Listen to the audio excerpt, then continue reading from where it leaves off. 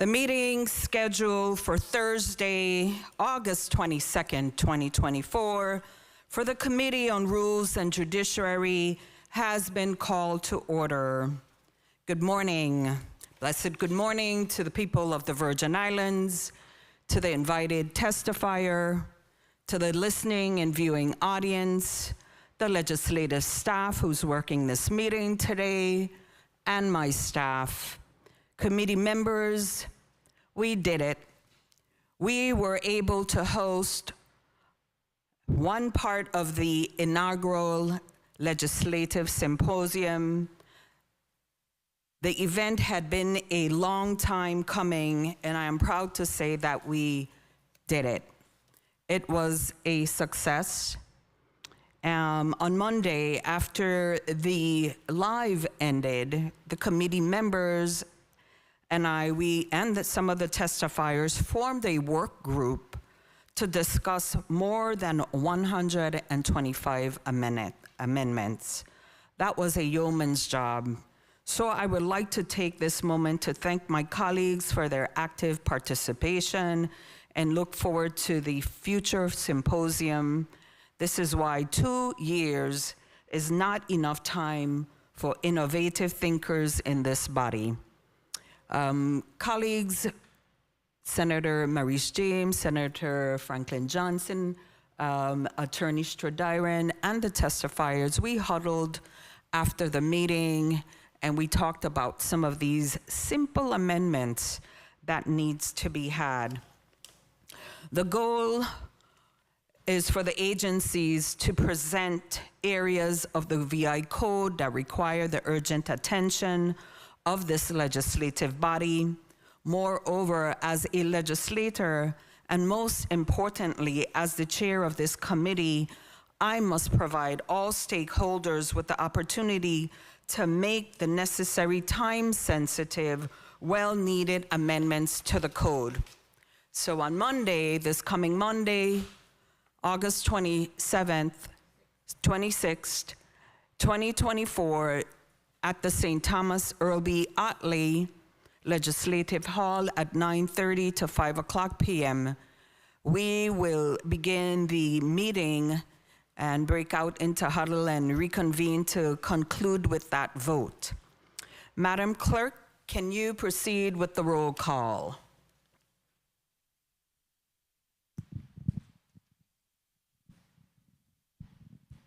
Senator Angel L. Bolquez Jr. Senator Bolquez absent. Senator Diane T. Capehart. Here. Senator Capehart, yea. Present. Senator Kenneth L. Gittins. Senator Gittins absent. Senator Maurice C. James. Senator James absent. Senator Franklin D. Johnson. Senator Johnson here. Senator Carla J. Joseph. Senator Joseph absent. Senator Milton E. Potter. Senator Potter absent. Madam Chair, you have 2 present, 5 absent. I would like to acknowledge non-committee member as present. Madam Clerk, are there any correspondence to be read into the record from any committee members? Please proceed with the reading.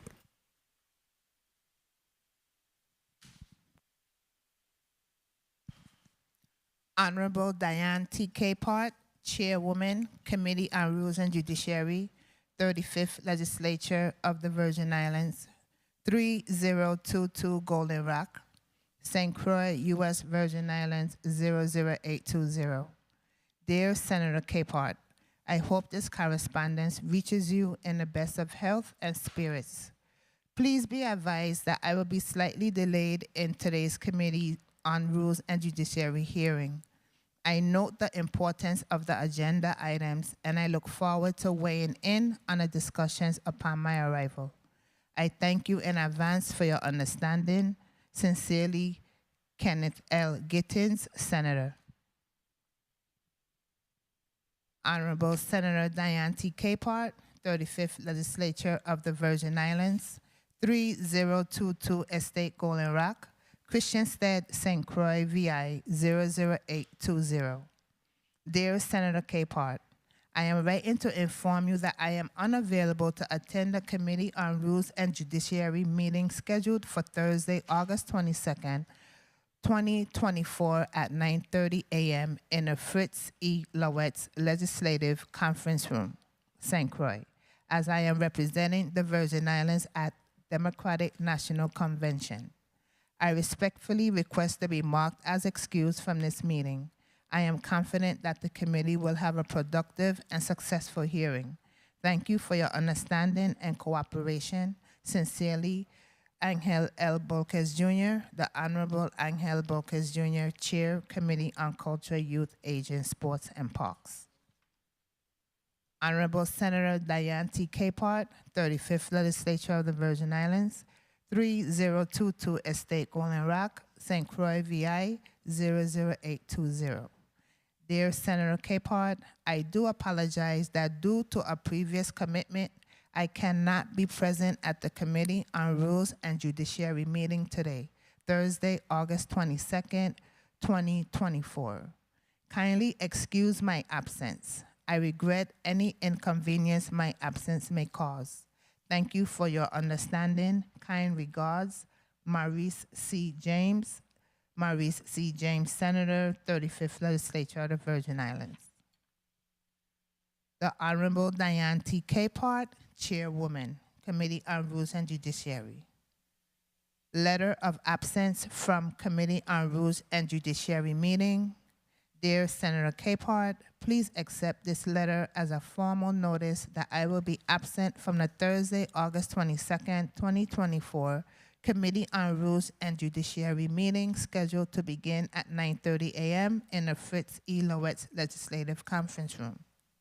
Kindly be sure to forward all documents and information shared at the meeting to my office. Thank you for your consideration on this matter. Sincerely, Carla J. Joseph, Legislative Secretary, 35th Legislature of the Virgin Islands. Madam Chair, that's the end of the correspondence. Thank you, Madam Clerk. Are there any correspondence, any testimony to be read into the record? Okay, today's meeting has 3 blocks, colleagues. Madam Clerk, can you please read the summarized agenda into the record?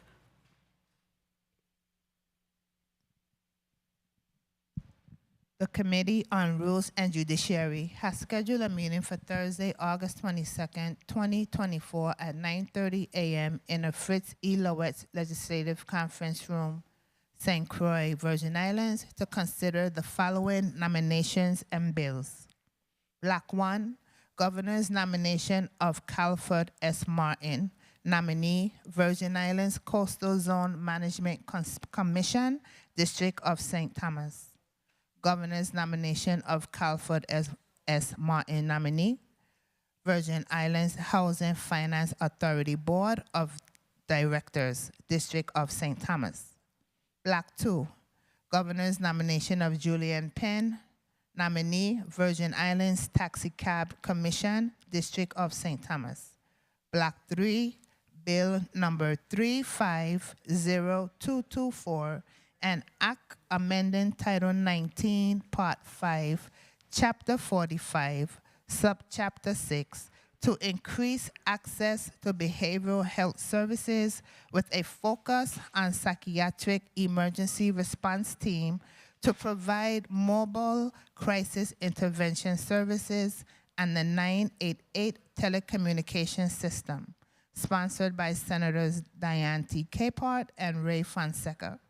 Invited testifiers, Usta Encarnacion, Commissioner, Department of Health, Hazel M. Philpert, Interim Chief Executive Officer, Governor Juan F. Louis Hospital and Medical Center, Tina Comacion, CEO, Snyder Regional Medical Center, and Sandra Satori, Executive Director, VI Public Service Commission. Madam Chair, that's the end of the agenda. Thank you, Madam Clerk. Please mark Senator Bolquez, Senator Carla Joseph, and Maurice James as excused. Senator Gittins as tardy. Colleagues, I just want to say the Committee on Rules and Judiciary, for those who are listening and viewing, this is the clearinghouse of all the bills. This is the committee where nominations for boards and commissions. So thank you for coming, colleagues, to work. So we have our first testifier on the floor. I would like to do some housekeeping. First, Mr. Martin, if you can please stand and take the oath. I'm sorry for the inconvenience. We were expected to be in St. Thomas today to have that face-to-face. So due to some logistical issues, we were unable to attend this in St. Thomas. So please forgive my staff and I for not physically being in the St. Thomas office, but this meeting will proceed still. I would ask you to raise your right hand. Do you solemnly affirm under penalty of perjury that the testimony you will give to this committee will be the truth, the whole truth, and nothing but the truth to the best of your knowledge and belief? Yes. You may be seated. Thank you. So colleagues, we have in block one, we have two, the governor has nominated Mr. Calford S. Martin for two positions. This is the Virgin Islands Coastal Zone Management Commission on the District of St. Thomas. The governor has nominated Mr. Martin also for the Virgin Islands Housing Finance Authority Board of Directors for the District of St. Thomas. To make it an easier process, we are going to have these two nomination positions in one block. So we'll have the opportunity to ask questions on both of these boards and commission.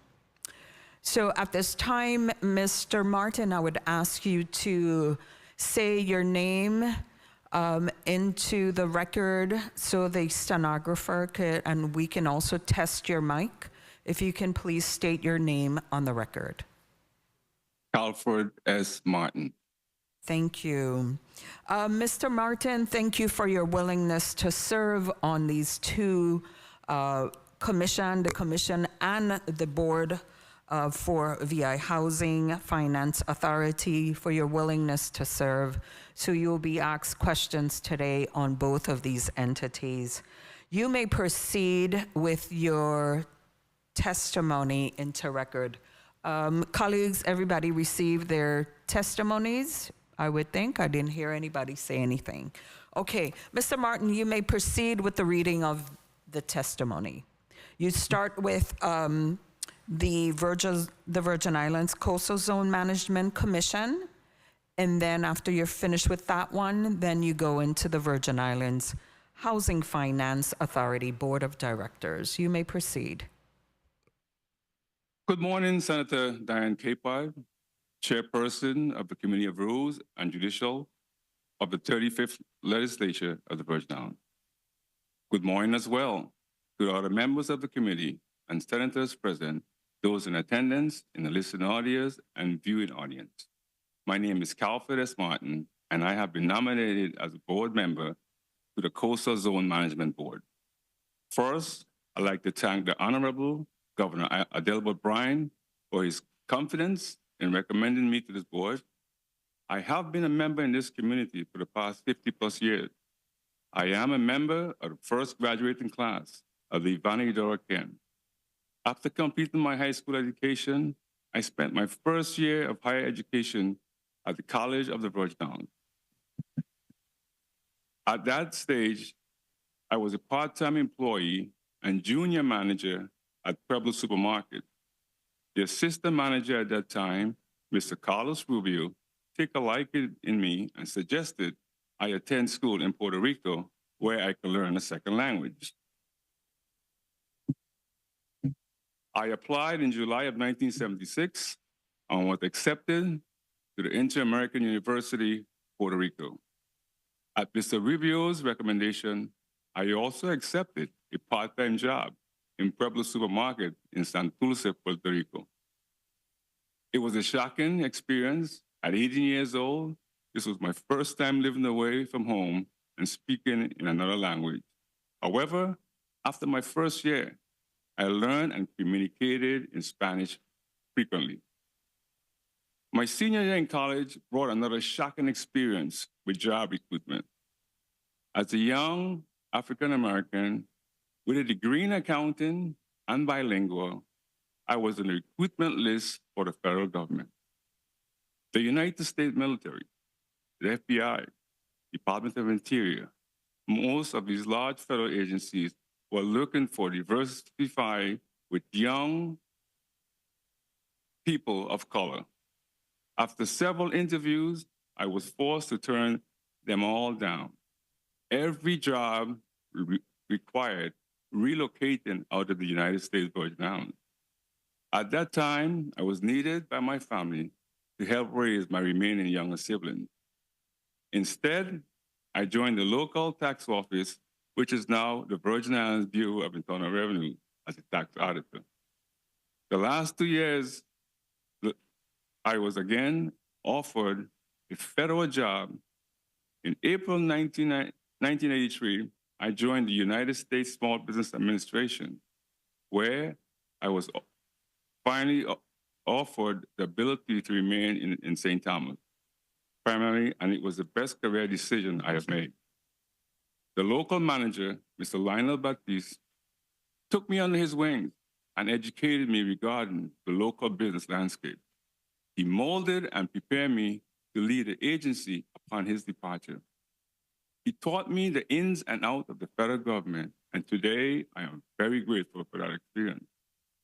I've also had the privilege of serving as a co-owner and manager of the Havenside Pharmacy from 1995 to 2015. During those 20 years, I had the opportunity to further learn our community, identifying and addressing needs for those who are most vulnerable, particularly the sick and the elderly. All of these experiences across my career have shaped me, my commitment to this community. As a member of this board, I hope to use these experiences to benefit our community.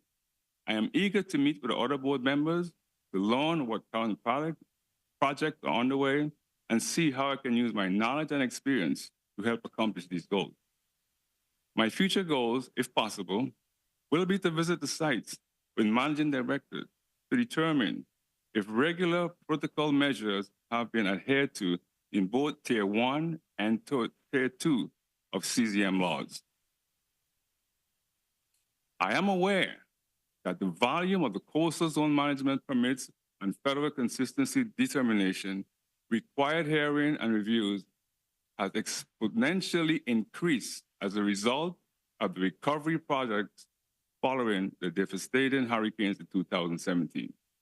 Additionally, the Commission is participating in the review of developing comprehensive land and water use plan, which when completed will provide a framework for territorial development with the potential of eliminating spot zoning and unifying permits under one tier. It is my intent to become better acquainted with the specifics of the plan as a member of the CZM Commission. In closing, I would like to reiterate my thanks for you, trust, and affording me membership on this board. You have my word that I will do my best to assist in meeting any and all the goals and objectives of this community. Thank you for your time and attention.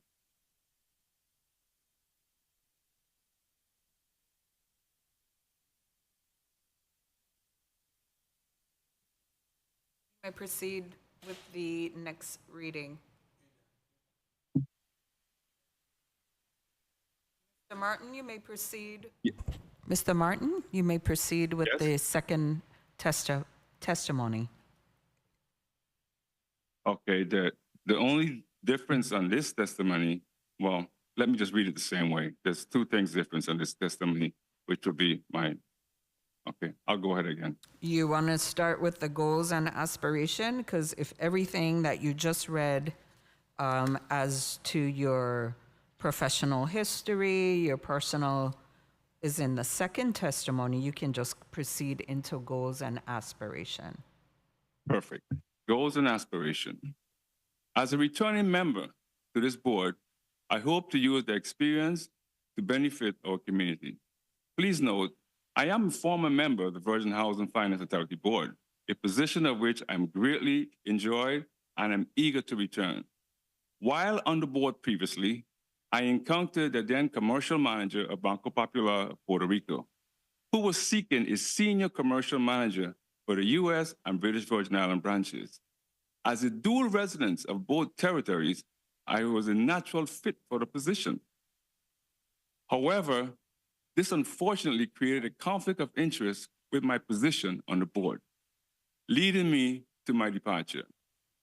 In my time with the bank, I was able to reorient myself with recent changes to standards in commercial financing, something I believe will be beneficial to me returning to the board.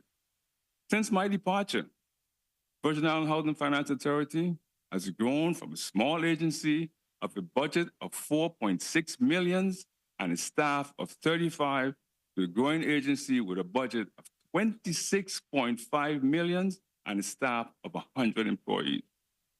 The authority's responsibilities have expanded from the sale of lots and homes and management of real property inherited from the former Housing, Parks and Recreation, an agency overseeing multiple federal assistance programs to include COVID pandemic relief program, hurricane recovery assistance program, the mortgage assistance program, just to name a few. In closing, I would like to reiterate my thanks for your trust in affording me membership on this board. Again, you have my word that I will do my best to assist in meeting any and all the goals and objectives in this community. Thank you for your time and attention. Thank you, Mr. Martin, and thank you for your willingness to serve on one board and one commission. Are you presently retired? Yes, I am. Okay, so full-time, you can give your whole service to this community now. I'll try my best, Senator. Well, I just have to say that I do personally know you, and for the time that I've known you during your professional career, you've always been a professional, and the commission that the governor has asked you to be on, I want to make sure that I have my names right. I think we recently had a nomination for the Virgin Island Coastal Zone Commission. Have you familiarized yourself with CZM rules and regs as it pertains? What would be your responsibility to serve on this commission? I did have a chance to peruse some of the rules and regs. I have not divulged in it extensively. I will wait until I meet with my former board members and get their opinion to see what direction they're going and how I can peruse through these rules and regs to assist them in moving forward. Have you ever served on any kind of environmental board? I've never served on an environmental board. No, I have not. Okay. Have you thought about, even before I go to my colleagues, I just want to ask, have you ever thought about what would be some of the things that you want to see happen? As a former employee at DPNR, I'm very familiar as to what the responsibilities are for someone serving on this commission and understanding the responsibility of what happens, the activities that happens in Tier 1, Tier 2, the permits that would come through in these in Tier 1 is what you would review. So, and then you mentioned that you served previously with the Virgin Islands Housing Finance Authority Board of Directors. So you would be, you understand your whole fiduciary responsibilities of serving on this board. That is correct? Yes, yes, I do. Okay, colleagues, because this is for one board, one commission, I will give a total of 7 minutes for Mr. Martin. Starting with Senator Johnson, you may proceed. Good morning. Thank you very much, Madam Chair. Good morning to my colleagues. Good morning to the viewing and listening audience. Good morning to the nominee. Good morning, Mr. Martin. How are you doing? Good morning, Senator. How are you doing? Fine, thanks. It's been a while and I haven't even seen your face, and sorry that I'm here and you're there. Nevertheless, Well, go ahead. I was expecting the crew to come over here this morning. That was the last conversation I had. Right? Yeah, I can understand that. I definitely want to say thank you for your willingness to serve. It's a difficult thing getting people in this territory to want to offer their service for the betterment of the territory. But many times you hear the cry, we're not doing this, we're not doing that, we're not getting this done, we're not getting that done. You know, and people need to start doing something and being a part. Let's not sit in the bleachers and wonder why it's not happening. Find out how and where you can solve this territory and make this place a better place for all of us. So I definitely want to say thank you for your willingness. But I definitely want to start on where you left off, which is VIFHA, and what is your long-term and short-term goals, because this is something that you're pretty much familiar with, and you understand that we have this shortage of homes and the need for these type of things. So just give me your long-term and short-term goals when it comes to Virgin Islands Housing Finance Authority Board and Directors. As I stated in my testimony, this organization has changed tremendously since I left. Yeah. Their duties has increased over 300%. Employees increased over 300%. And as a resident of these islands, I drive around, and let me go back another way as well. I do a lot of sailing in my retirement, recreational sailing.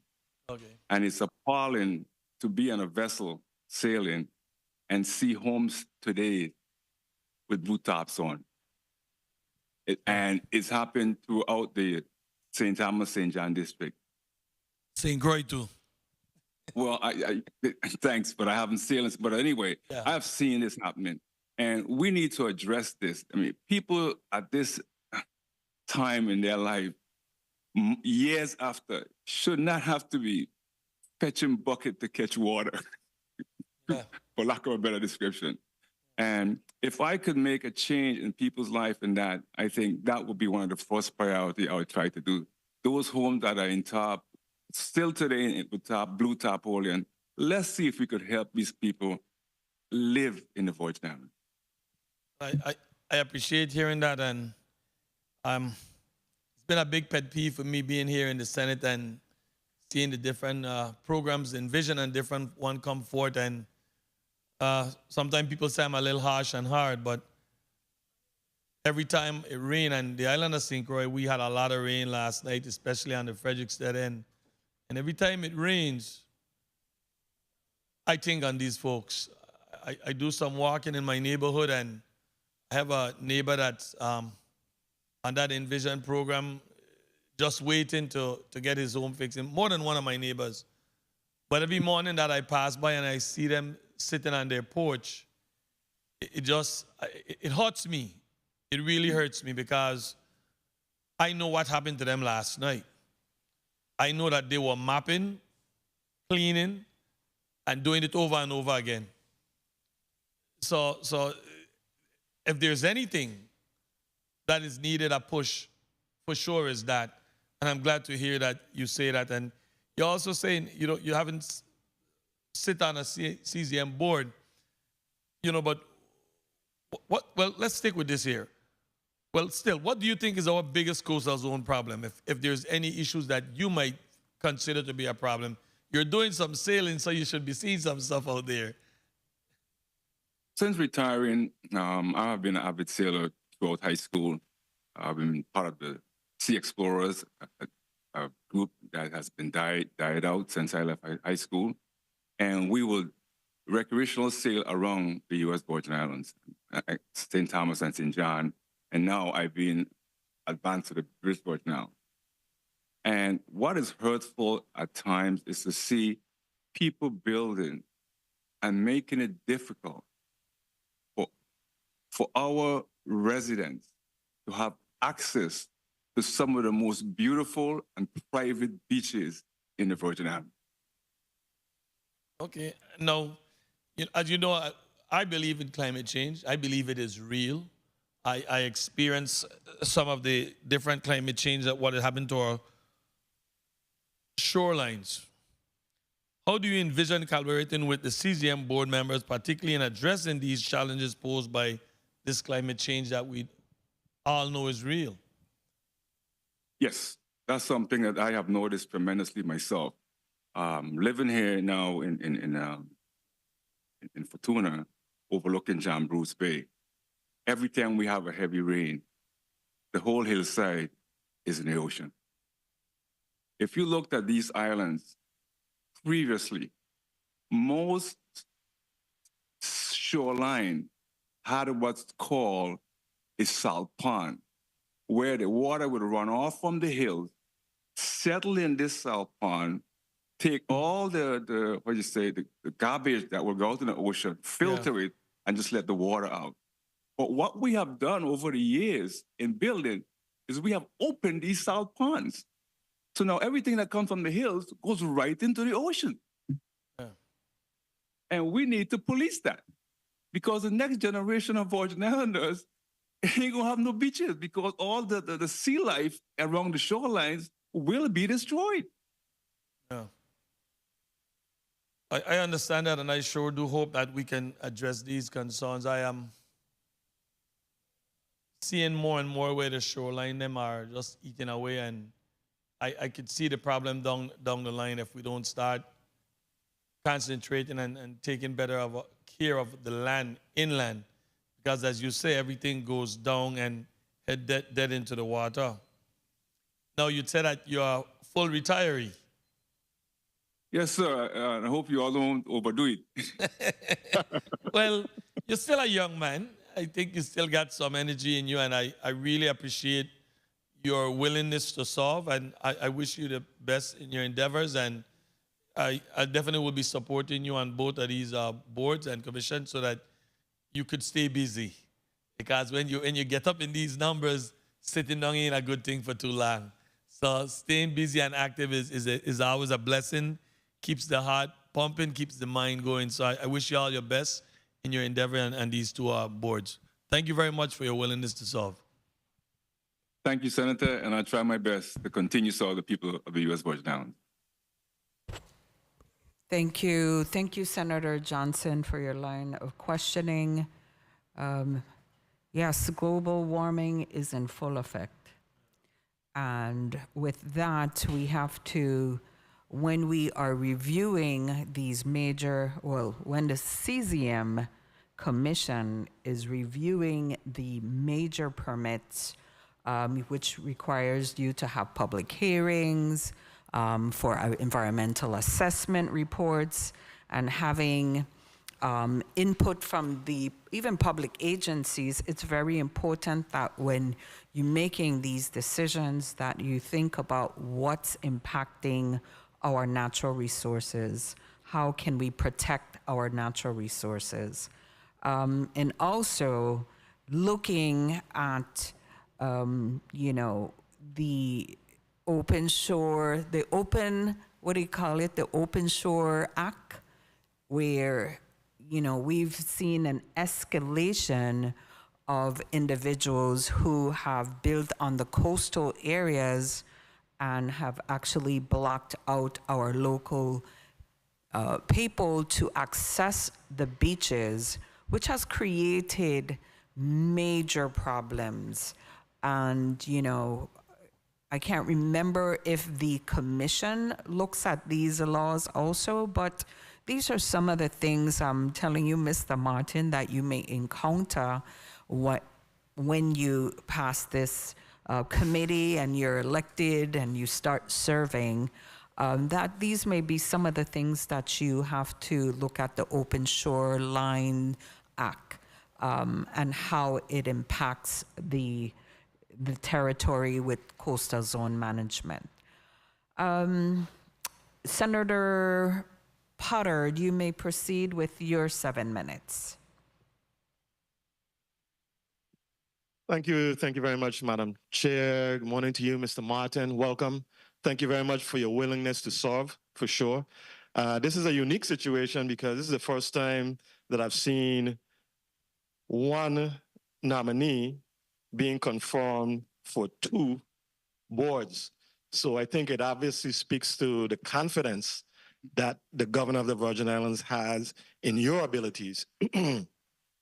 And I wanted to start by just asking you, since you served on the HFA previously, you were just explaining your reasons for leaving.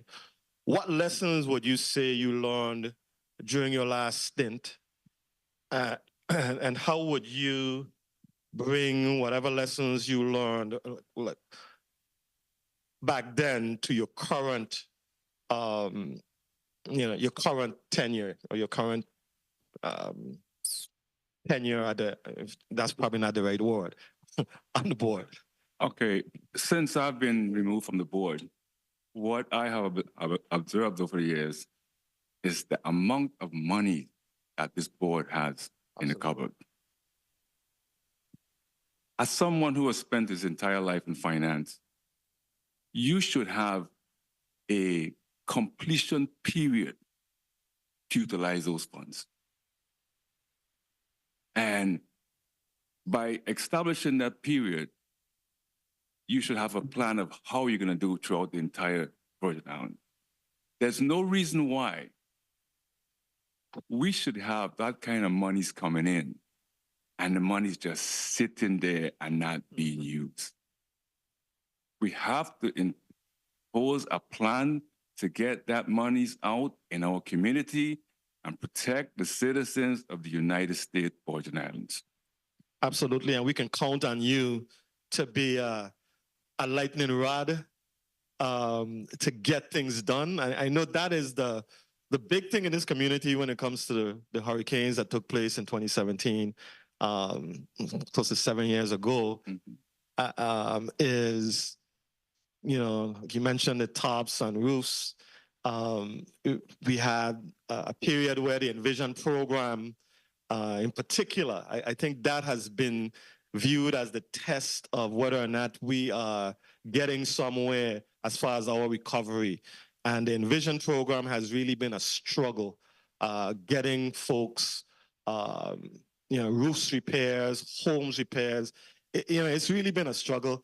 That program now has shifted from Housing Finance Authority to the Office of Disaster Recovery. So that's not something that you would be dealing with directly now. Now, shifting gears a little bit to CZM. I know your background as a fiscal person, a banker, entrepreneur.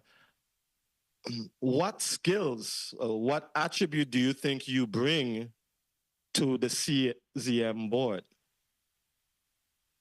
As you stated, my entire background is financing buildings, property for development.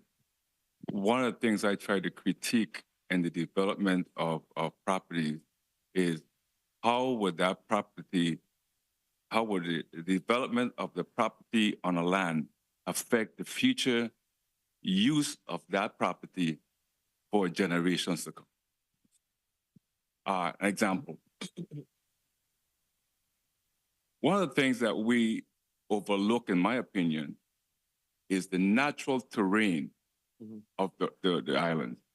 And anytime you put a construction project In the natural flow of water, the waters are going to find the weakest link. Of course. And sometimes the weakest link could be your neighbor's land. I've seen it happen.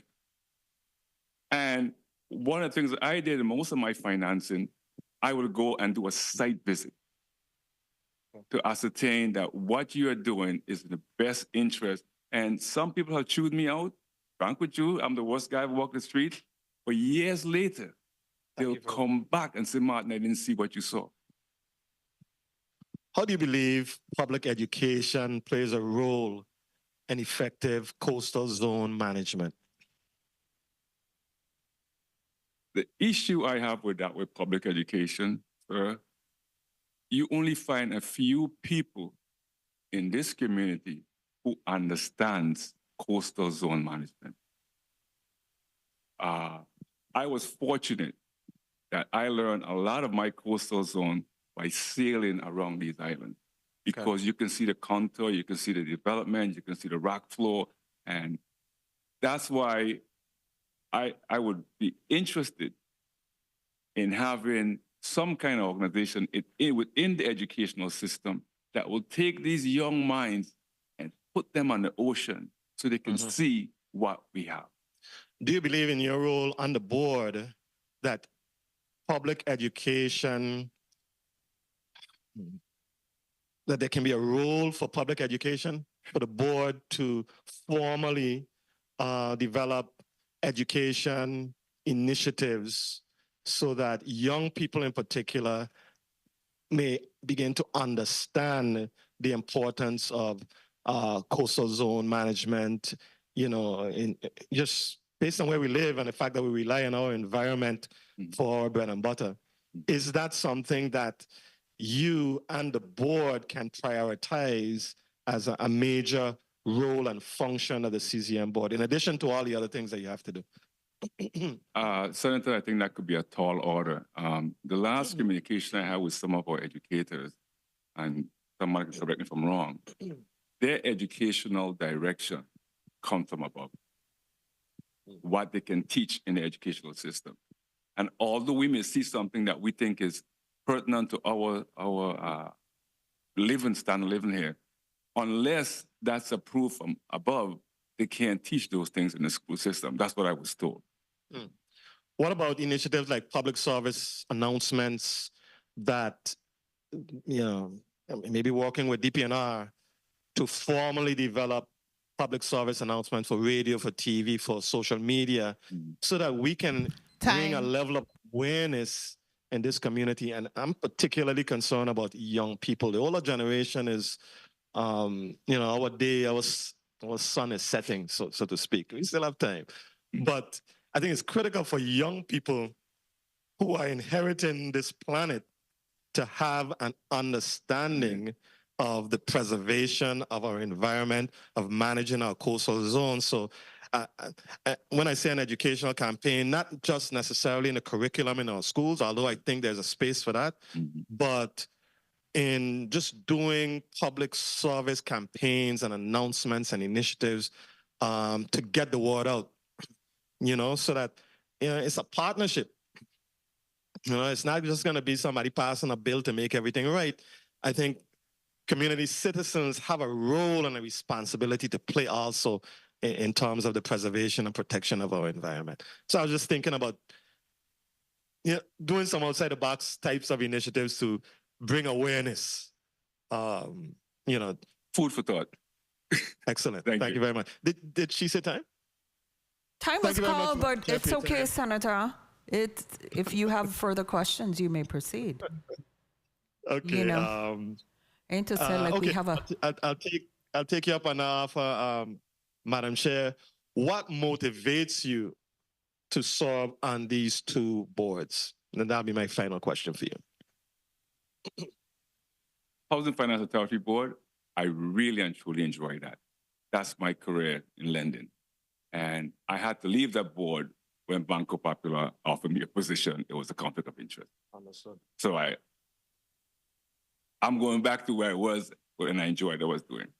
When I was asked to be on the CZM board, like I said earlier, I have been sailing around these islands from the time I was in high school. and to see the development that's going on in these islands, that excluding the majority of Virgin Islanders, it's shocking. You have some of the best beaches on St. Thomas that are private, that none of us have ever seen, because we don't sail around the islands. And I think if we were educated on that, we would have an interest in preserving it for the next generation. Okay, thank you very much, Mr. Martin, for your willingness to serve. At the appropriate time, I am definitely willing to give you an opportunity to serve in these two very critical positions. Thank you very much. Thank you very much, Madam Chair. Thank you, Senator Potter, for your line of questioning. Now I will go to the Honorable Ray Fonseca on St. Thomas, non-committee member. Thank you for attending. Health, Hospitals, and Human Services Chair. You may proceed with 7 minutes.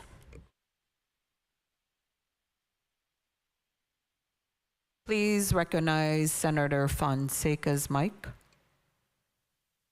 Thank you so kindly, Madam Chair. Ladies and gentlemen, we have to always remember that right now the dengue fever is getting to be a very serious matter in our community. I was with the Commissioner of Health at a conference this week, and the amount of cases that we have in the territory is quite concerning. So those areas that have stagnant water, old tires, a bucket, please go out and empty those areas with stagnant water. The dengue fever is caused by the Aedes aegypti mosquito, and it's a serious matter. So please, mosquito spray and thing, fix it up. And we must always give thanks and praises to the Most High blessings. Well, Sir Papa, Calford Martin, I call him 4D. So I'd like the people of the Virgin Islands to know that, they always tell you, you could pick your friends them and you could see who you are. Well, this gentleman here, Calford Martin, is my best friend. As a matter of fact, he's also my brother's best friend, and his brother, Calvert Martin, is also my best friend, and his brother, Calvert Martin, and my brother is best friends. So he's a real Bovoni man. I think we grew up from about 5, 6, 7 years, and we remain best friends. He's the type of friend that, his mother funeral, his father funeral, my mother funeral, we can't miss nothing. We hang out together. But, I want to tell you some more about this man. Because before he was the manager, assistant manager of Pueblo, he was a bagger. He used to bag the groceries. At the time, I used to sell newspaper, Calford Martin has always been an outstanding individual. I remember in high school, he had an MG, a bad ride, an MG in high school, but he had saved up the money to buy an MG. Every morning, he outside cleaning up the MG, shining, going to school, out Eudora Ken. So we've had a good life together, but I want to talk to you about the seriousness and his finances, because he was able to build his house. And people will go now, drive by the house and say, oh, he got money and think. Calford Martin used to use my truck. I used to use his. We would go and we would give water. Okay, from the standpipe, we would give water to go and mix concrete, cement. When I had 2 sheets of plywood and I was short, I would call him. I said, listen, 4D, I need piece of plywood. Come plywood here, borrow me some plywood. This is the type of, person this in. He's a generous man, hard working. I remember, he also used to do taxes. The best accountant in the Virgin Islands, by the way. He worked at the IRB. In the evenings, we would, do a little part-time job. We would work for attorneys, do billing and thing. you know, do tax preparation, everything to be able to better your lives. Because, you know, we came from modest means. Our parents didn't have much. As a matter of fact, my father and his father were best of friends too. So, you know, it's a whole community that, you know, effort has been into Mr. Martin's life, you know, outstanding individual. He was also the head of the Small Business Administration. When he was at the Small Business Administration, just his signature alone helped create many businesses in the Virgin Islands. All you needed was Calford Martin's signature, and you can get a Small Business Administration loan. He's retired. You know, I'm so glad that he don't want a full-time job. This is all he wants. You know, he lives in Tortola and he lives in St. Thomas, but I see he's spending more time now in St. Thomas than in Tortola. So that's good, you know. This is an outstanding individual, a real integrity. He comes with perfect integrity, accountability, transparency. This gentleman here that the governor has nominated for both the Housing Finance Authority Board and the Coastal Zone Management Board is what is right about our community. Not because he's my best friend. I'm telling you, this is a very, very good decision. Colleagues, I don't have a vote in this committee, but I do have a vote when his nomination, and I'm recommending that his nomination be favorably considered in this committee. And so I do have a vote when it comes to the session, and I'm hoping and I'm praying that Mr. Calford Martin will be given you favorable consideration. But I want to ask him a question, you know, because I can't take the opportunity to let this go by where my best friend now has to answer my question. You know, we spoke last night about it, but we didn't rehearse this question. Sure? No, we under oath. We didn't rehearse this question. But so, Mr. Martin, you mentioned about the runoff with the coastal, and you know, I also noticed it after Hurricane Enrique, right? I was up in the hills. You know, we were driving around, and I noticed the harbor had a lot of the dirt, silt, or whatever you call it, in the harbors in the area, and that's a very, very important thing. So, how would you prioritize, and how do you think you would be able to begin to address an issue like that? It will be very difficult to control that right now, but here's my recommendation. If you look at the natural flow of the island, which will be the runoff, let's take example, Limburg's Bay. All you have to do is put a pond where the runoff from the hills hit the flat. And that water that's coming from the hill will be filtered before it comes out to the bay. Yeah. What happened is when you see the construction going on, they put the roads there and the water runs where you put the road and it goes straight to the ocean. Yeah, I agree. That is definitely needs to be. So, Madam Chair, I heard my time was called, and you know, You have one more minute.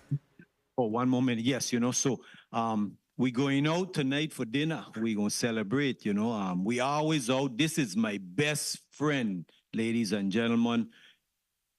My absolute best friend, and not only that, he's full of integrity. A local homegrown product. And I am so happy to give my favorable recommendation to the Rules Committee, Madam Chair, and thank you so kindly for the time, and Mr. Martin for the congratulations. Blessings. Thank you, my brother. Thank you. Thank you, Senator Fonseca. It's good when you know some of the individuals that have been selected by the governor to serve on these boards, commission, especially when you know them personally, the professional background. It makes this easier to say, well, I know this person is competent of doing this job. I know where their heart is. And you and I can also say that we know him, and he would serve doing what he is asked to do in the board and commission. I wanted to ask Mr. Martin, do you know if the CZM board needs a additional person on the commission to meet a quorum? Would you be that person to meet a quorum? To the best of my knowledge, I think there's another candidate that's supposed to be, that has been selected by the governor, who's also served on the board. But to the best of my knowledge, he had commitment during this period and could not be here. But I think he is scheduled to be a member of this board as well, and that will fulfill the quorum.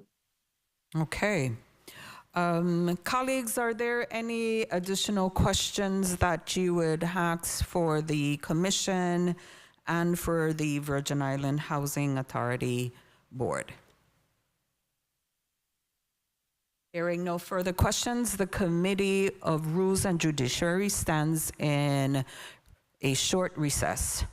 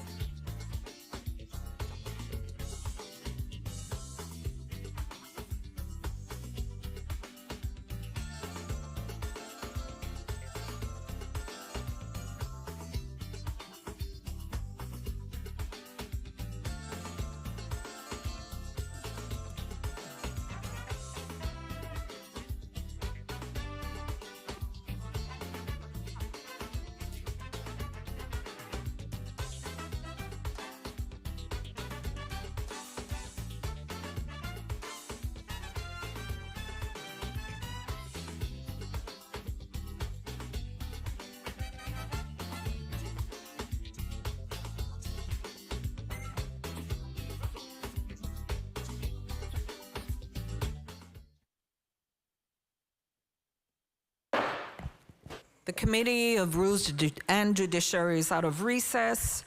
I'd like to acknowledge a committee member, excuse me, Majority Leader Kenneth Gittins, Senator Kenneth Gittins,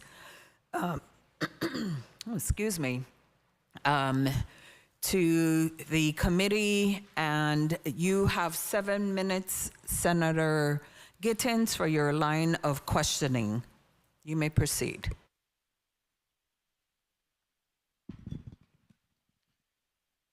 Good morning to all.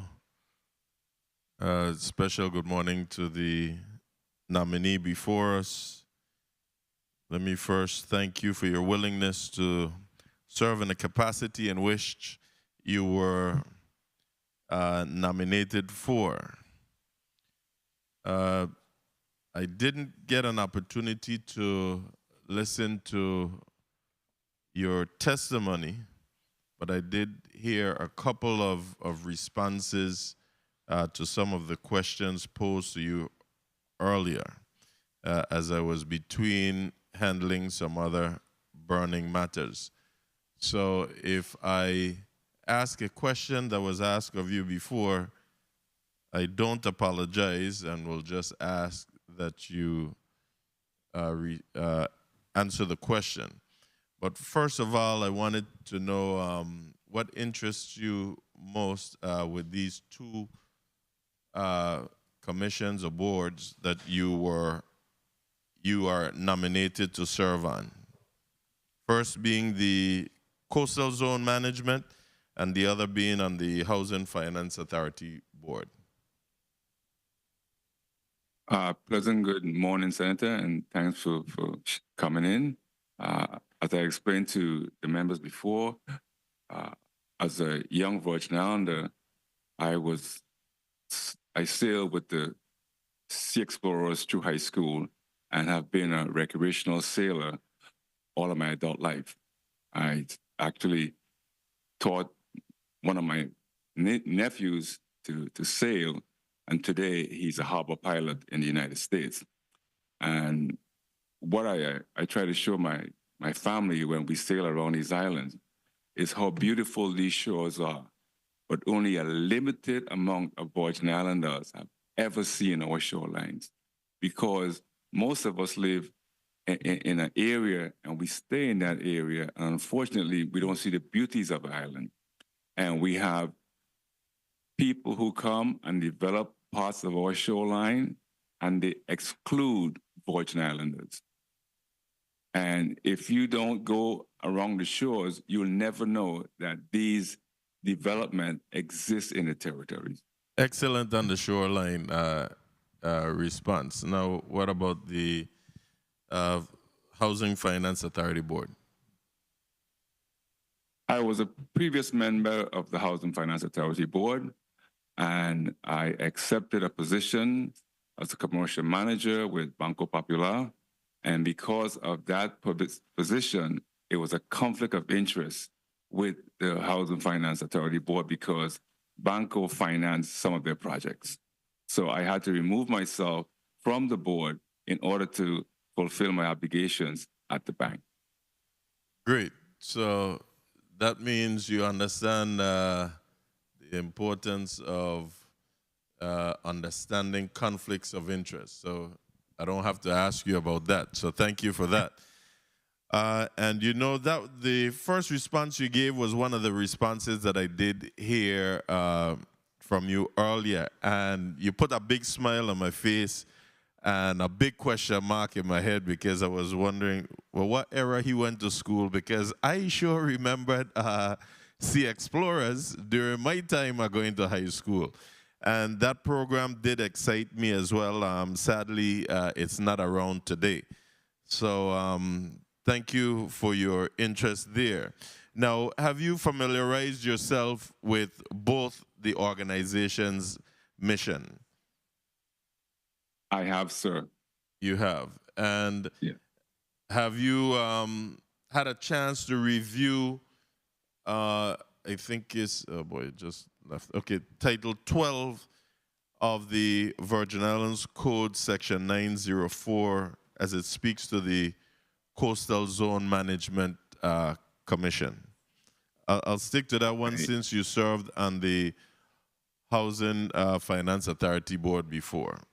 But have you had a chance to review any section or any part of Title 12, Section 904? No, I have not, Senator.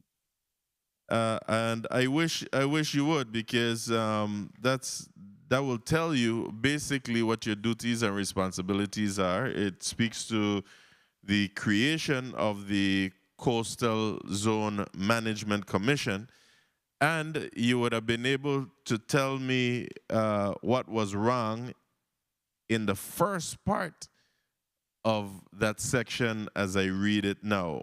And Madam Chair, that's why your hearing 2 days ago was on point with regards to making necessary changes to the Virgin Islands Code in parts. Section 904 of Title 12 speaks to the Coastal Zone Management Commission being created within a Department of Conservation and Cultural Affairs. We no longer have a department with such name. Today it's known as the Department of Planning and Natural Resources.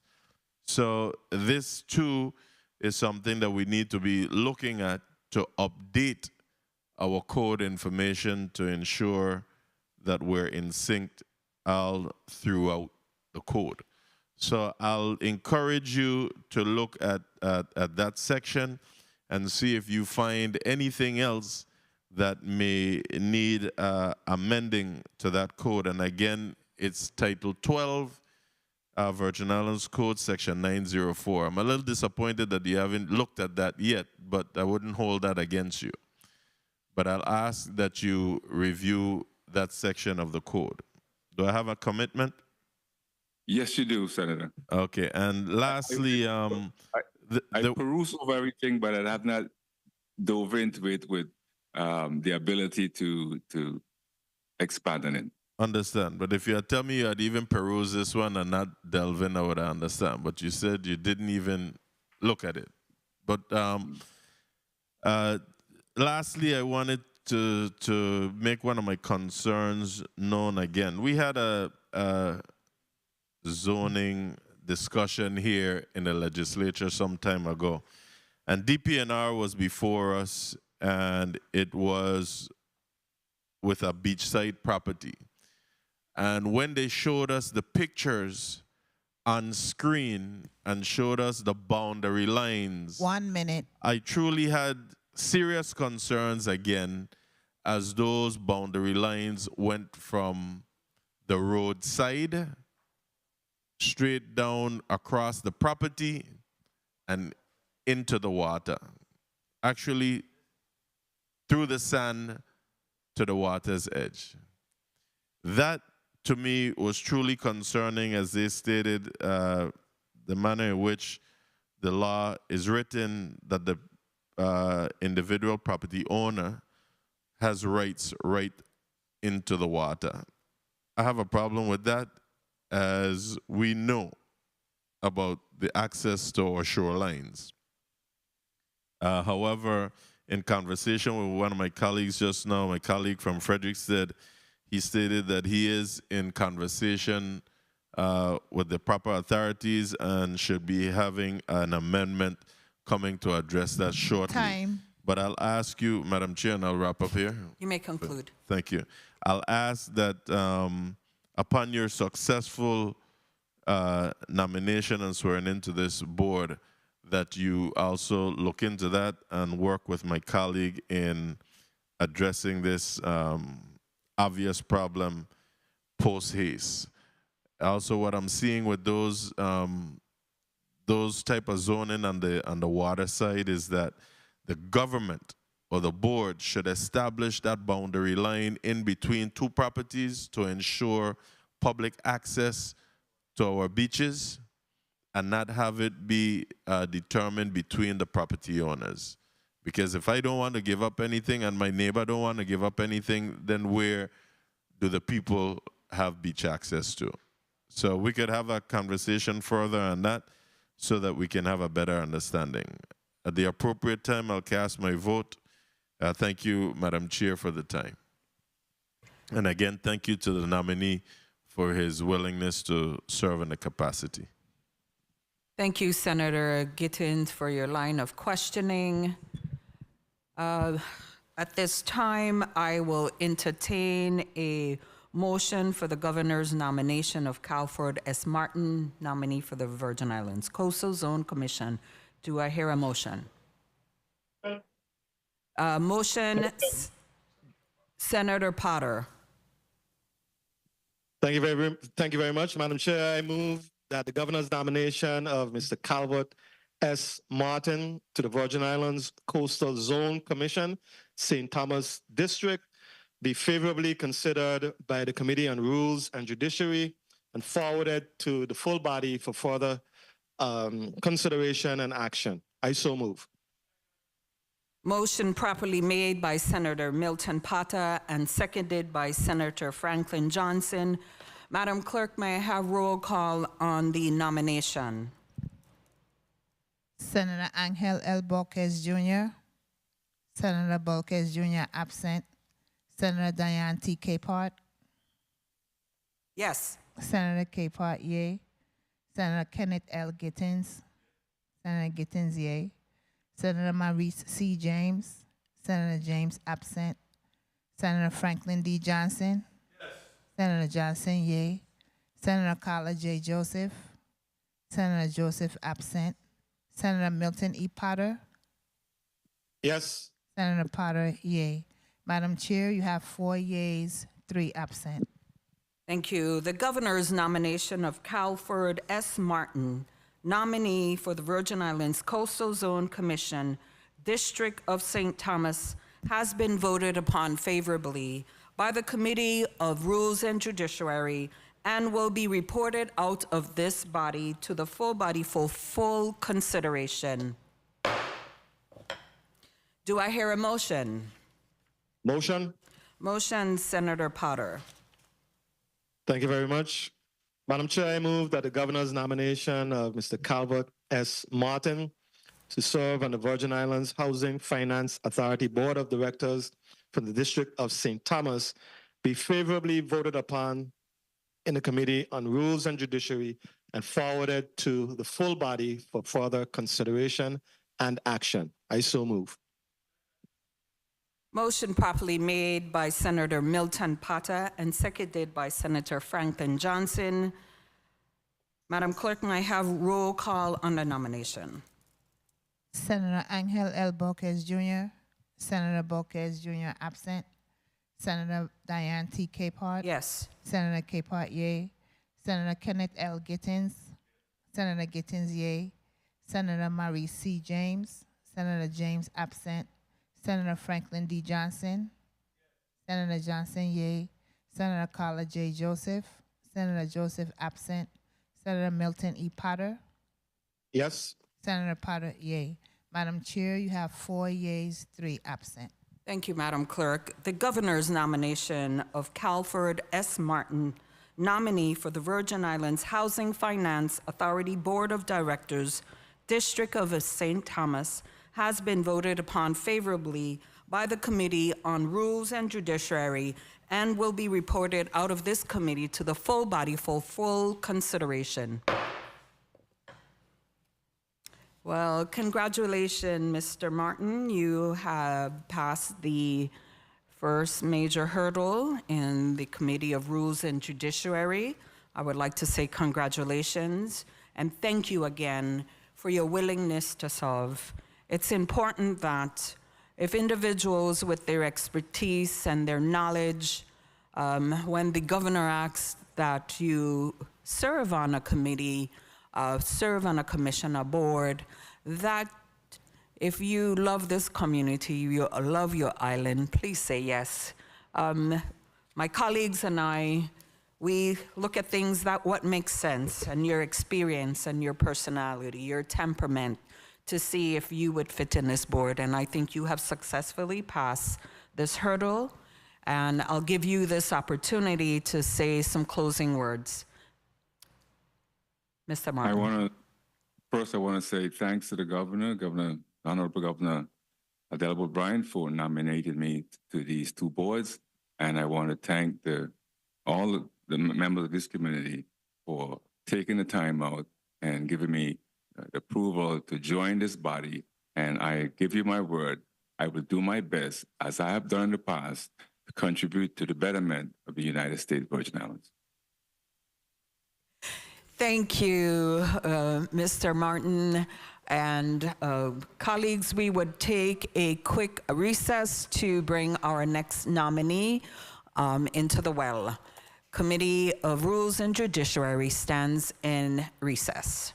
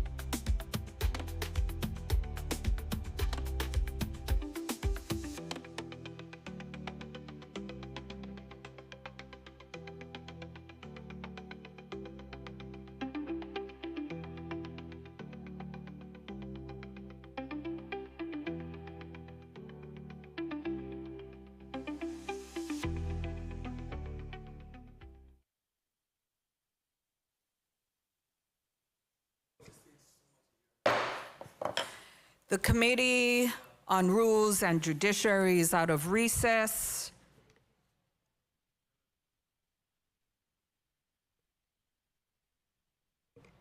Senator Gittins?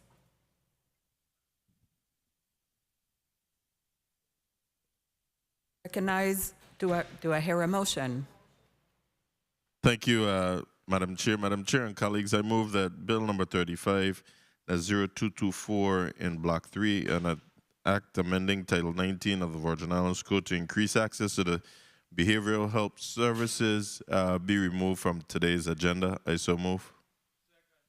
Properly moved by Senator Gittins and seconded by Senator Johnson. Hearing no objections, so ordered. We will proceed in Block 2 with our governor's nomination of Julian Penn, nominee for the Virgin Islands Taxi Cab Commission, the District of St. Thomas. Good morning. Mr. Penn, if you can please stand and take the oath. This is some of our housekeeping we do in the Committee of Rules and Judiciary. If you please raise your right hand and repeat after me. Do you solemnly affirm under penalty of perjury that the testimony you will give to this committee will be the truth, the whole truth, and nothing but the truth to the best of your knowledge and belief? Yeah. Thank you. You may be seated. Good morning, Mr. Julian Penn, and welcome. And thank you for your willingness to serve in the Virgin Islands Taxi Cab Commission on the island of St. Thomas. We appreciate you. And are you ready to read your testimony into record? Before you do that, if I can please make sure that your mic is working by saying your name. Make sure the mic is right in front of you so we can hear you clear. If you can just put your name on the record. Julian Penn. Thank you. Mr. Penn, you may proceed with the reading of your testimony to the committee. Okay. But first, good morning, the honorable members of the 35th Legislature. My name is Julian Penn, and I am honored to be nominated to serve as a board member on the Taxi Commission. With over 40 years as a Virgin Island taxi driver and 8 years as an owner and operator of a driving school in Brooklyn, New York, I hope to share my extensive experience with the board for the next 3 years. If appointed, I look forward to working with you to improve our taxicab services as well as addressing our related issues such as customer services and hospitality, just to name a few. A vital improvement to the service to provide to our customers is an implementation of a zero smoking policy in vehicles used to transport passengers. This will eliminate potential risk to customers with health, moral concerns, and improving the overall customer's experience. It is very important to set a standard on the type of service we provide, as it would increase customer satisfaction as well as the likelihood of a returning customer. I also like to increase efficiency by ensuring our customers get to their destinations in a timely manner. The intersection by the Emancipation Garden and the Grand Hotel accumulates a lot of traffic, making it difficult to make the iconic experience for customers. I propose expanding the street. In other words, that's like making it no parking on the street between the Grand Hotel and the Emancipation Garden. But rather than 2 lanes, it will be one going east. Okay, I propose expanding the street to 2 lanes, but it's supposed to be just one way with no parking. Increase the flow of traffic, the flow of traffic. Lastly, the service we provide weighs heavily on customer service. Therefore, the Taxi Cab Commission should implement a customer service and hospitality training program with continuing education for new and current taxi drivers to provide that cohesive 5-star service. My vision is to enhance the safety, reliability, and overall quality of taxi services here in the U.S. Virgin Islands. As it relates to taxi license issuance, I propose an individual interested in becoming a taxi driver should be a resident of the U.S. Virgin Islands for at least 5 years plus, consecutively and successfully complete a knowledge test. This will allow adequate time for potential taxi drivers to get acclimated to society, complete customer service and hospitality training, learn the culture and understand or demonstrate the basic knowledge of tourism in the Virgin Islands. Again, setting the standard with the exceptional service we provide to our customers.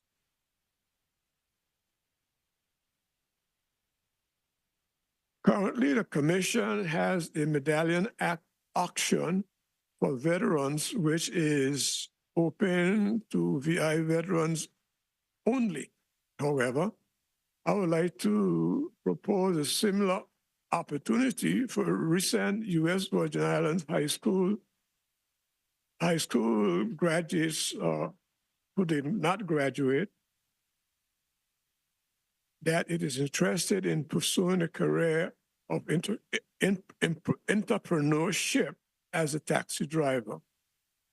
Although these individuals lack necessary skills and education, this will be an opportunity to groom our future taxi drivers, allow them to generate income and contribute to the growth of our society.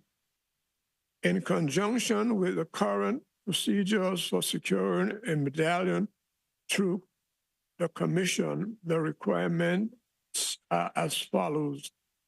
Obtain a high school diploma or equivalent from one of the high schools in the territory. 2 letters of recommendations from their teachers, a training course on course service, hospitality, and basic understanding of tourism in the Virgin Islands, then every 2 years thereafter. And 4, fees associated with obtaining the medallion. In other words, they have to pay for the medallion. If I am appointed, I look forward to working with the director, other board members and staff to achieve our shared goals.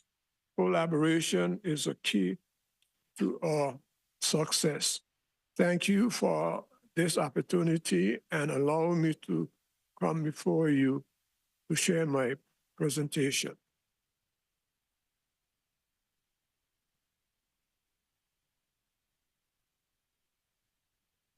Thank you. Thank you for your testimony that you just provided to the committee members. So I will go to a line of questioning. Colleagues, Senator Potter, Senator Franklin is not prepared, so he, not prepared, but he yields to you. So you may proceed. 5 minutes. Thank you very much, Madam Chair. Also want to just say good morning to you, Mr. Penn, and thank you very much for your willingness to serve in this very important commission, VA Taxi Cab Commission. The way that I look at it, the Taxi Cab Commission is so critical. It is the gateway to our economy. Tourism is our economy, and the folks who bring our tourists to and from the airport, to and from the various hotels, those people are key for commerce to take place, and it is something that we ought not to take for granted. So your willingness to serve in this position, I think, is very commendable. I love the idea of the zero tolerance smoking policy that you suggested, and I also am interested and excited about this initiative that you're suggesting to allow medallion opportunities for recent high school graduates to get involved in the industry. Definitely the industry is aging, and to have a fresh cadre of young Virgin Islanders excited and engaged in the industry makes a lot of sense to me. So my first question to you is, what is your main motivation? What is driving you to be a part of this commission?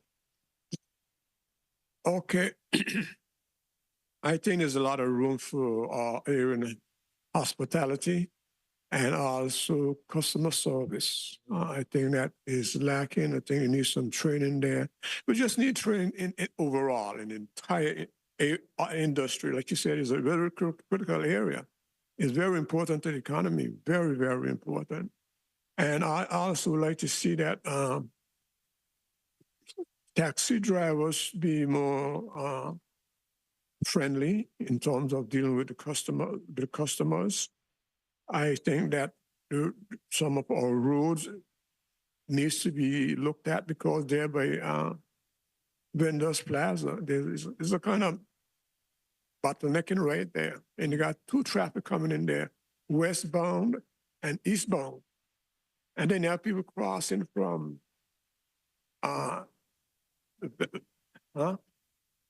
crossing from the Vendors Plaza, yeah, coming over on the other side, and it's scary because when you have a lot of boating, in town, I mean, you know, people just they used to drive on the right hand side of the road, and they're gonna look in a different direction than somebody who on the left. And when the drivers get up there, they're anxious. They want to get and go. I mean, you know, and it's difficult, and it's scary. And people walking, you're not noticing anything, and it costs a lot of patience. And what I was saying is that if you could be encouraged to people who don't have to go up Garden Street, who's not going to the post office, who's not going eastbound by the Grand Hotel and the Emancipation Garden. If you're going all the way up, just trying to get away from the traffic there, it's no good. So my suggestion was, does anybody know what I'm talking about between Emancipation Garden and the Grand Hotel? That's a one-way traffic going east. Right. But when you get up there, it goes like this. You're going out south, and the other guy going like straight up more than before you go on up on the Main Street. And if they will remove the parking from on that street between the hours of 6 until 7 o'clock in the evening, and this will only be on ship days. If there are no ships, then it can be normal because it won't be too bad. But and I think that will get the traffic out of there real much faster. Where they're going, the guy who going west, he don't have to wait on the guy who going east because he got his own lane. Who's going out? So I thought it was very important. Also, Garden Street, where Commandant Garda, they have a street coming up Garden Street there where that light is coming down. You can make a left turn going east, or you can go west on the Main Street. And they need some kind of a yellow line, 2 yellow lines there.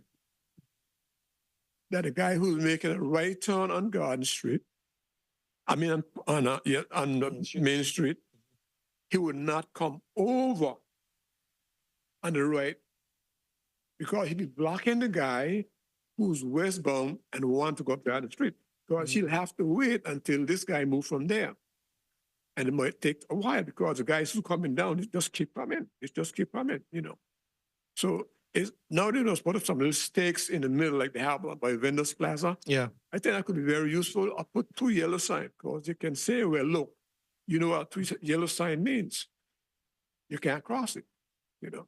And I think that's very important. And I appreciate your suggestions. I think you're making some very practical, sensible suggestions. When you go in a taxi, I think it's important to be able to have the cabs flowing, you know, as efficiently as possible. And if you have all of these impediments to impede the flow of traffic and to create an unsafe environment, your point is well taken that when you're coming from the mainland, you're coming with a left hand, with a right hand driving mindset. So your instinct, you know, is going 1 minute. is counterintuitive to what to the realities of, you know, driving here in the territory. So I think it's important for, so would you be in support of a member of the Taxi Cab Commission serving as like a liaison to the Virgin Islands Police Department and the Department of Public Works, for example, so that we can collectively collaborate on practical ways to improve the flow and the congestion, particularly in the downtown area. I just really am very pleased by that suggestion. And so would you see the commission, should you be approved, working proactively to be a part of that type of dialogue between VIPD, Public Works, you know? very much so, yeah. Good. Time. Very good. Thank you very much. My time was called. Mr. Penn, I am appreciative of your suggestion. It shows me that you have thought about this position and your role. You've thought about ways to improve it, the industry. At the appropriate time, I will vote in support of your nomination. Thank you, sir. Thank you. Thank you, Senator Potter, for your line of questioning. Senator Johnson, you may proceed. 5 minutes. Good afternoon. Well, morning still. Thank you very much, Madam Chair. Mr. Julian Penn, how are you doing today? I'm well, thank you. My question to you is what drives you to want to take this position on this board, and you know what are the ambitions that you have that wants you to be a part of this board? What really drives you? Well, for one thing, I've been in the business for a long time. I from a very young guy, I started out taxing on. In those days, we used to start out at down on Main Street, and I was drafted for the service, and I was in the Army for a while, and I went to New York to live for a while up there, over 15 years, and I started a driving school, and I stayed there about for 4 years, something like that. And when I finished college, I closed shop and went to work, you know, not as a taxi driver, but as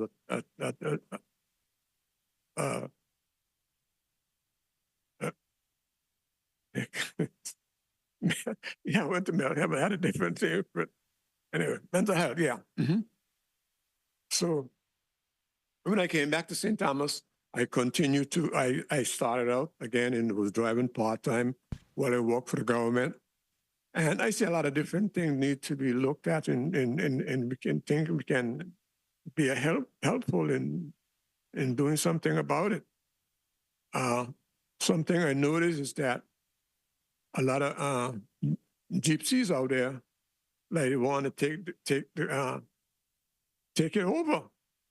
You know, you go down anywhere you can find young men in private cars picking up the tourists. It's unfair competition because I'm licensed and I'm also have to pay my license, have to pay my dues and everything else. So, and they get Can I ask you, are you driving taxi still? Are you a Yes, I'm still driving. okay? And well then, how do you plan to work with the director and the other board members to align your vision with the commission ongoing investigatives and goals in the taxi commission? Well, it's my understanding that it's not a full-time job. But you understand there's a lot of issues right now in the taxi commission. It's going to require a lot of time to correct a lot of the ills that are there. Well, if you come to a point where it's is very demanding, then I have no problem giving up the taxi driving. I'm a retired person, and that wouldn't be a problem. So what do you foresee as the biggest challenge in implementing your proposed changes, and how would you address these challenges? Well, I can suggest in the body that particularly come to hospitality and come with some ideas how we can have a hospitality training at least every 2 years. 1 year sound good, but if not, every 2 years, that all the drivers get some training. And you're talking about a mandatory hospitality training? Mandatory, yeah. Have you spoken to any of the other drivers, and this is something they're willing to be willing to do? No, I haven't spoken to any more, but a couple of guys of close friends of mine, and they all agree that it's necessary. And I believe all taxi drivers would agree, because years ago we used to have it. The guy at Frenchman, the manager who was there, he had headed up and used to have the meetings over to Frenchman's Reef. And they were really very good. I mean, you know, yeah. Right. I'm still studying this thing because I know that this might sound like a part-time job, and it kind of is, but there's a lot of issues there. Are you aware of that in the taxi commission at this time? The taxi cab commission? I don't know about in terms of the rule, but I can more address those that I encounter, you know, on a daily basis. But I don't know about the rules so much. Have you took any time, Madam Chair, may I just follow up? Yes, you may. Have you ever looked at some of the rules and regs for the taxi cab commission? Did you ever get a chance to see any of the rules and regs? Yes, sir. Okay. All right. Thank you very much, Madam Chair. You're welcome, Senator Johnson. Mr. Penn, so you have mentioned that you've been in this industry for a long period of time based in your testimony. And we've had a discussion behind the closed doors because it's my custom to always have a meeting before this meeting. And I asked you if you were familiar with the VI code as it pertains to the Virgin Islands Taxi Cab Commission. You just said that you read it, but this commission has been experiencing some challenges over a long period of time. Excuse me, and I want to know, because this is like a job interview here today. Tell us, convince us that you will be prepared to roll up your sleeves, put in the hours, the time to make the necessary changes as a regulatory commission that oversees this industry. Convince us how you are ready, you are prepared. I'm willing to give it a time, no question. And like the areas I mentioned in hospitality, I mean, I have no problem with that. Taxi drivers being more cautious to our customers because, like I said, tourism is very important to the territory. And I think also that we should be more work together, respect one another, help kind to one another, and to do everything we can to make this more meaningful, both for our locals, our visitors, and ourselves as we go from day to day. But I think that it will take time, and in working as a body, we have to work together to bring about these things. And I have no problem investing the time in it, like I said, because I am a retired person and I just go out when I feel like going out. So I have no problem putting more time into the taxi commission. Okay. Okay, thank you very much. Senator Fonseca, you may proceed with 5 minutes. Yes, thank you so kindly, Madam Chair. Mr. Penn is such a modest gentleman. You see, I don't think he really told us all of the qualifications that he come with, but he's very highly educated. As a matter of fact, he served as a psychological counselor in the Division of Mental Health, Substance Abuse, and Alcoholism for many years. As a matter of fact, he's a retired mental health counselor. So I can see why he's concentrating on the customer service and being friendly, because his skill is negotiating and dealing with human interpersonal relationships. And I agree with my colleagues. In the Taxi Cab Commission, one of the important skills we need is Taxi Cab Commission members with good interpersonal communication skills so that we can get that commission up and functioning properly. And I think that Mr. Julian Penn comes with that exact psychological counseling mindset that we need to get that commission moving. You know, I am very interested in that procedure for the medallion for the younger generation, because like the Senator Potter said, the Taxi Cab Commission is really, well, taxi cab members in general are kind of like, you know, getting up there in age. And I know you've indicated that you still drive in the taxi and you've been around doing this from a while. But I want to get back to the Main Street issue. So you're talking about the street there in front of Grand Hotel and between Emancipation Park?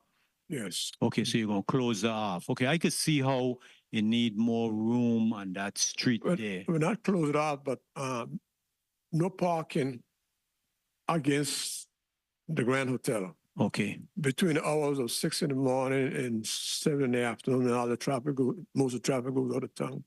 Because we can use that extra space to have 2 lines of traffic coming out from there. One going on the right and one Yes. going like that, you know.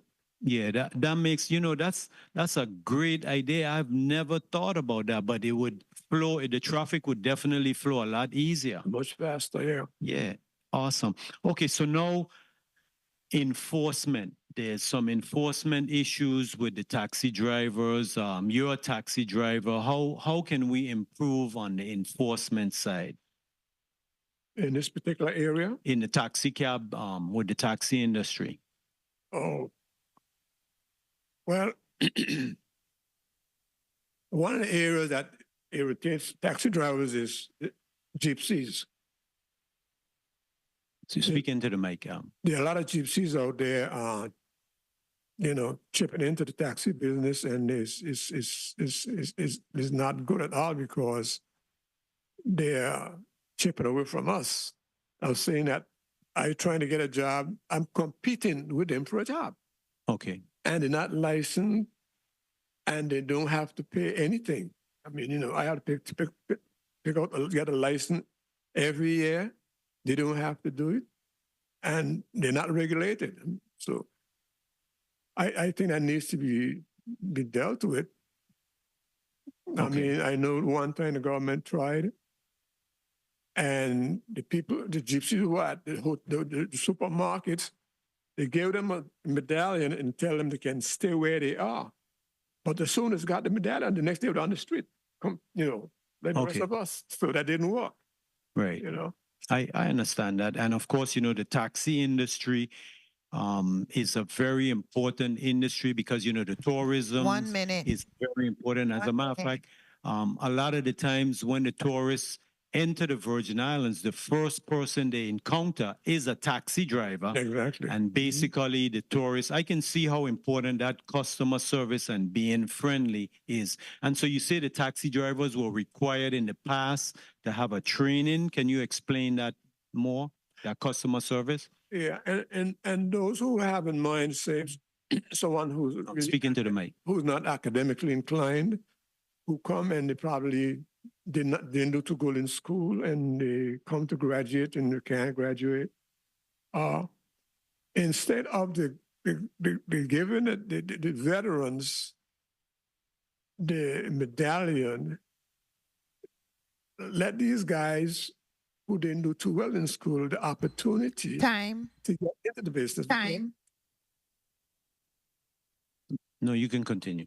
Okay, who didn't have the opportunity to get into the business, that we kind of groom them for it, because it's a small business, and they can get help from the Small Business Association, and they can do much better than they would ordinarily would do, because I believe that if you're not inclined to college, not college bound, then the government should try to see if they can teach you a skill. Awesome. So you can go to college, you're not college bound, then you can use a skill to do something, plumbing, carpentry, electrician, and on and on, Yes, Madam Chair, I know my time was called, but, it's awesome, Mr. Penn. I know that you retired from the Department of Mental Health, and I'm so honored that you're considering returning to provide service to the government in the Taxi Cab Commission as you've done through your entire career. And Madam Chair, thank you so kind for being so lenient with the time, and blessings. You are very welcome, Senator Fonseca.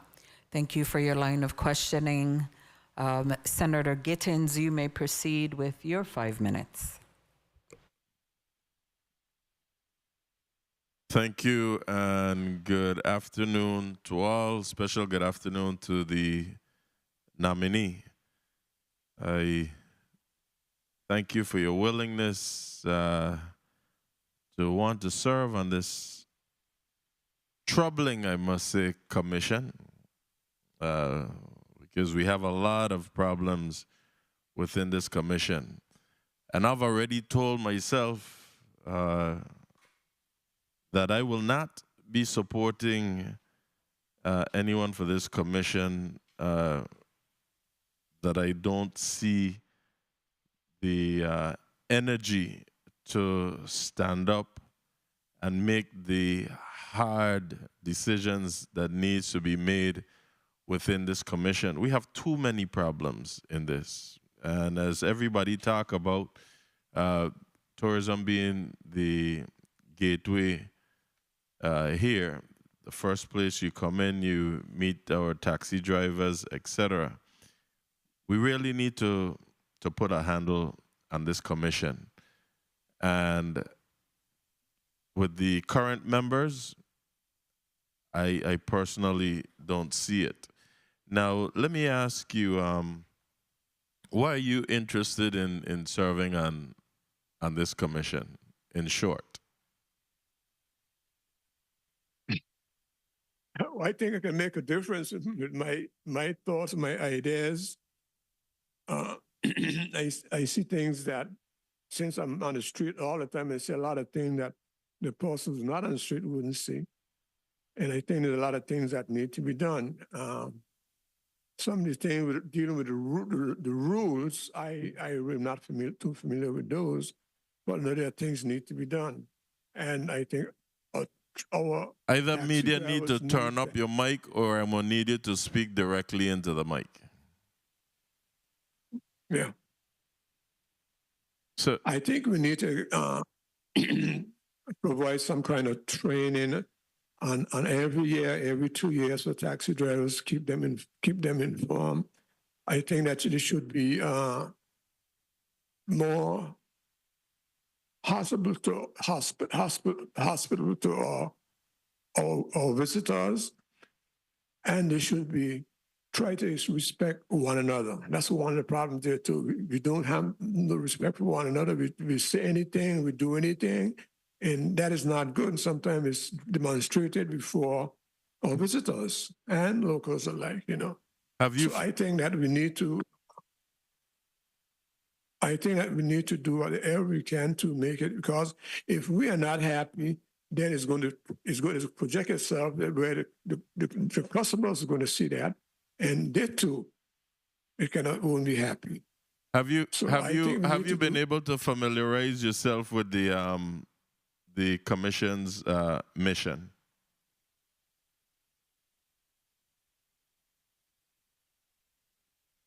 I read it. Yes, You read their mission? I didn't see their mission. I haven't seen their mission. Okay, because you said you read it. Um, uh, I'm looking at your questionnaire. You attended the John Jay College of Criminal Justice? Yes, sir. Mhm. What year did you attend that college?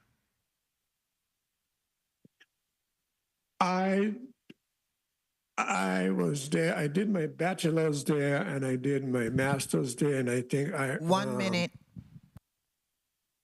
I graduated there in 2000. I'm sorry, 19. I think it's 1981, something like that.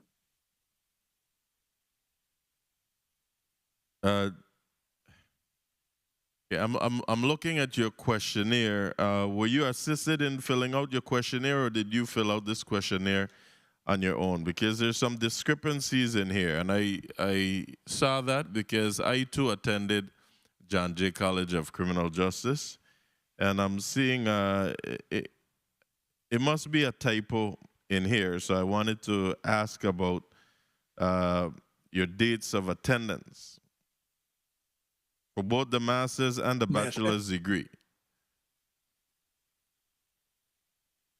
My attendance, Yeah, the dates is definitely way off. Time. You weren't even born yet in those years. I said 1981. Right, but your the dates of attendance, if I may wrap up here, Madam Chair. I'm looking. That's why I'm asking you if you were assisted in filling out this questionnaire, because obviously there's some incorrect information on the application.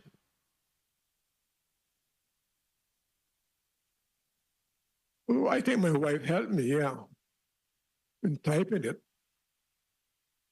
I didn't get your response. I'm sorry. And I said my wife assisted me in the typing. Okay. Madam Chair, this is a rough one. As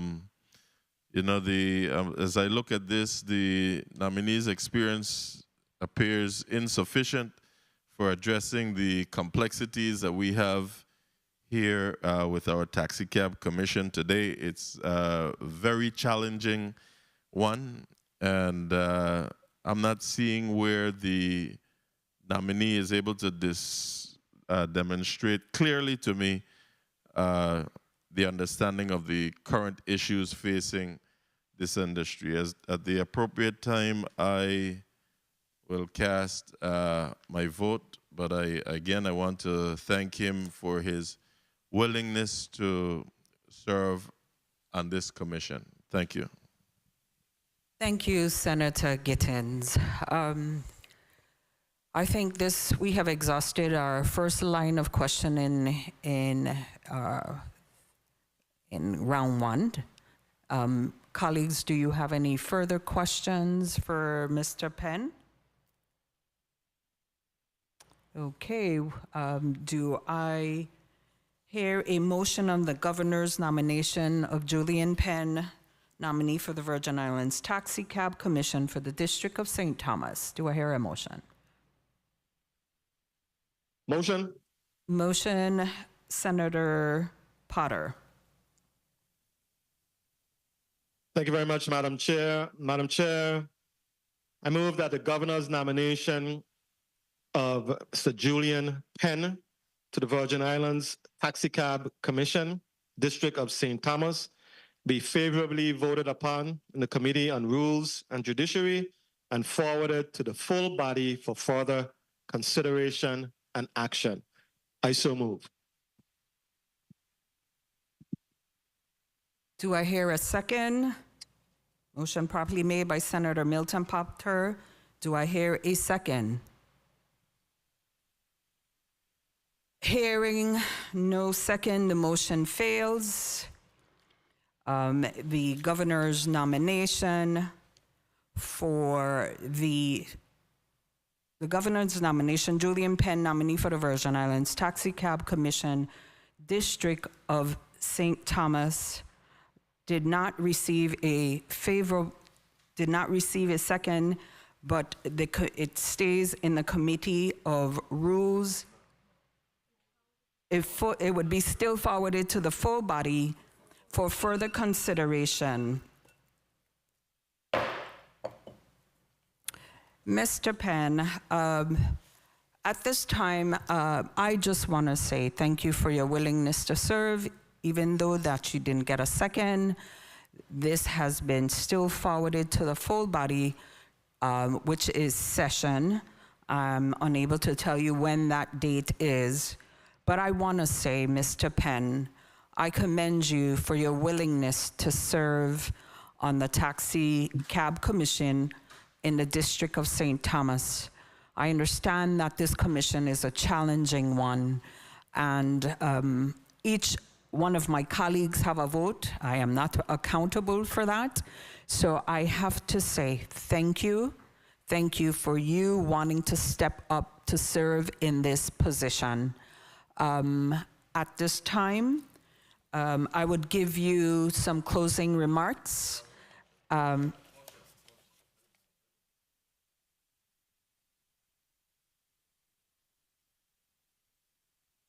made the motion.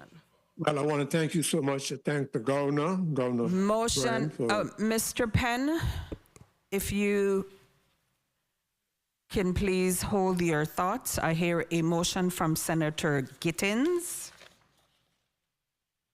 Thank you, Madam Chair. Madam Chair and colleagues, I